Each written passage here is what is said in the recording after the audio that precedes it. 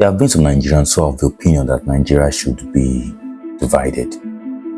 Now, I would say I'm taking a much more rational, critical approach to this topic, because the problem of Nigeria is not just Nigeria itself, it's the structure. And Nigeria is not the only one solving this structural problem. You see, many African countries have this same issue, although few of them are stepping up and are doing better. At Ivory Coast, they are doing better. Senegal are quite doing better.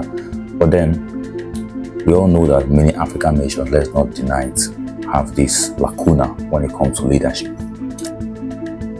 In Nigeria, my country, there have been suggestions for years, starting from the 1960s, to divide this country into two major parts. One part comprising of the western and northern Nigeria, which is predominantly Muslim, and the other parts comprising the east and the southern part of Nigeria, which is predominantly Christian. But it's not just about religion. Some other things also have a part to play in this, particularly ethnic affiliation. For example, an Igbo man would relate easier with, let me say, an Efik or an Ibibio compared to a Hausa, Fulani or Yoruba. But then, personally, I'm a Pan-Africanist and I do not see any problem with ethnic differences. So it's okay for you to be Efik, or for you to be Fulani, or for you to be Jukun, or for you to be Wolof. But then, the problem is, how do we see ourselves? Do we see ourselves as equal humans or as subhumans? And that's the issue with Nigeria. Some of us are kind of discriminatory, even though my welcoming, but deep down, we have a lot of Nigerian racists and tribalists. But then, back to the topic of dividing Nigeria. I don't see Nigeria's problem as just Nigeria alone. I see it more of a structural problem, which not only Nigeria suffers from, but many other African nations suffer from at this point. Now, one of them is oligarchy. And oligarchy is something that happens all around the world, Africa, Asia, Europe. It happens. It always happens, and it will continue to happen in the future. But to what extent do we allow oligarchy to dominate our society? Nigeria is heavily dominated by oligarchy and what we call godfatherism in Nigeria. Now, godfatherism is a case where a strong man, political strong man, a big political figure, would sponsor someone who has been loyal under him. So just like a master and an apprentice. So you're under this master, you are learning the trade of politics. Even if you're not a politician by profession, you could not even be educated to any level. That's the problem with Nigerian politicians. Many of them are uneducated. And then as long as you are loyal to this boss, the boss would help you fund your political career, and then you in turn would repay him because he will lend you money to run your elections. And then you'd also follow his orders. And that's the issue. So the people who are giving orders are not even giving orders that would help the country to grow. They are giving orders that only enrich their own personal pockets. And this is a big problem, not only in Nigeria, but in many other African countries. And if any African country wants to establish itself, it's not about secession. It's about determination. Look at South Sudan and Sudan. Yes, Sudan, they're going back to war. But then South Sudan is not any better than North Sudan. They keep fighting wars almost every time. It's not about religion this time around. It's about political factions. It's not about Christians and Muslims. It's not about the tribes. But it's about the political faction. One political warlord fighting against the other. And that could be the case in Nigeria as well, if Nigeria should decide to take an irrational approach to solving this problem. Now, another issue we also have is electoral manipulation. Now, in Africa, there's barely any free and fair election. The election has already been predetermined, just like destiny. It sounds like Calvinist ideology. But this election has already been predetermined by the political elite. They sit, they plan, and they execute.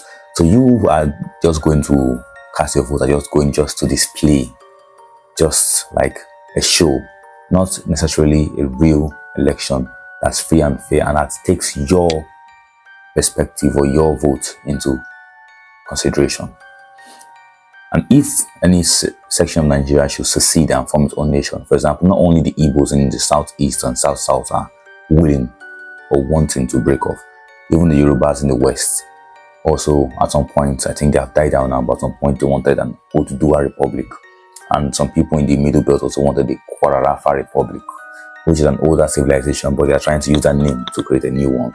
And the North, some of them wanted an Arewa Republic, some of them were adamant at the unity of Nigeria.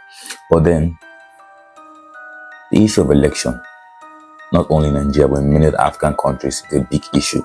And in fact, at least in Nigeria, we have regime change. Maybe after 8 years, someone else takes over the power. But then in other many African countries, the same person stays in power for 20, 30, 40, 50 years, and nobody can say anything. Even our neighbor Cameroon suffers this. Our other neighbor, Togo, also suffers this. So Togo is a bit far, but many other African countries suffer the same problem. And then, when you look at all these things, you consider the case of Nigeria. Okay, Nigeria is not that bad after all. But I'm not saying Nigeria doesn't have this problem. Nigeria does have this problem. Even our neighbor Chad was ruled by Idris Deby. And when Idris Deby died, his son took over power. And then his son has changed the constitution to make him rule for almost indefinitely.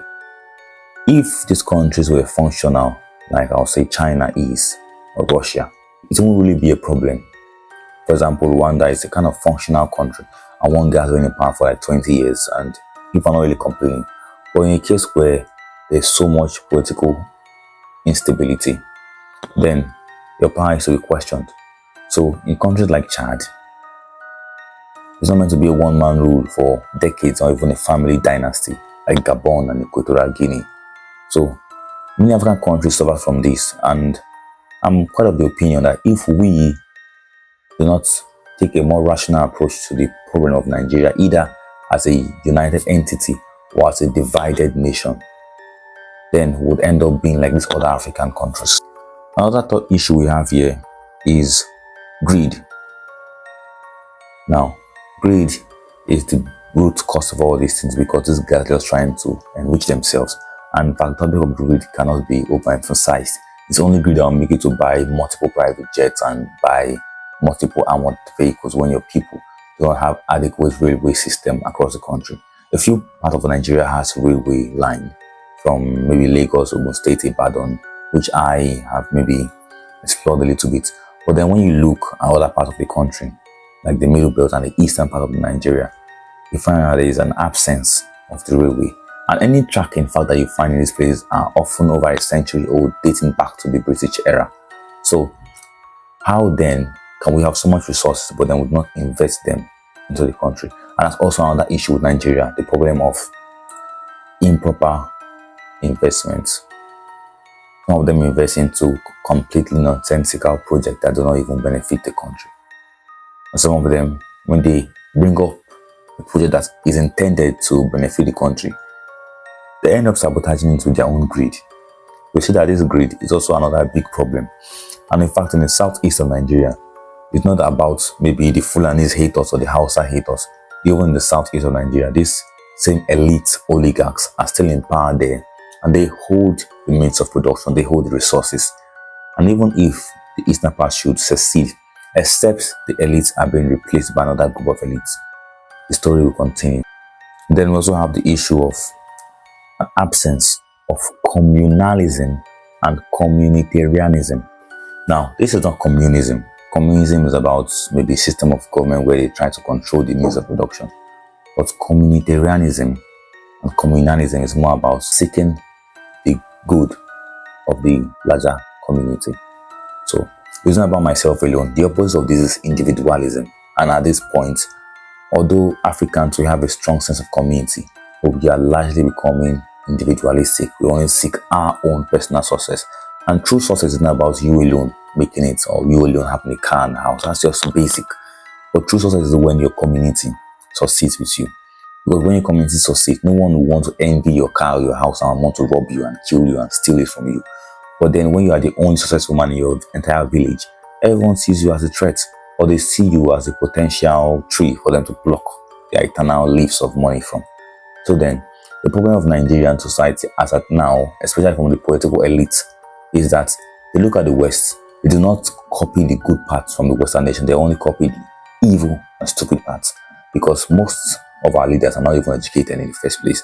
I'm not saying all of them aren't, few of them are educated, but the majority of them are not educated. And even those who are educated are usually using their education for the detriment of society rather than for the betterment of society. And that's a big issue.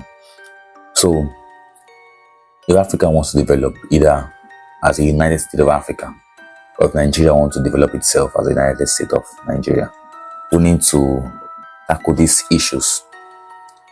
First, electoral manipulation. Second, political godfatherism. Third, oligarchy. Fourth, greed. Absence of communitarianism. And then we have to also tackle lack of proper investment. Only then can we as a people rise with dignity and self-respect. See you in my next video.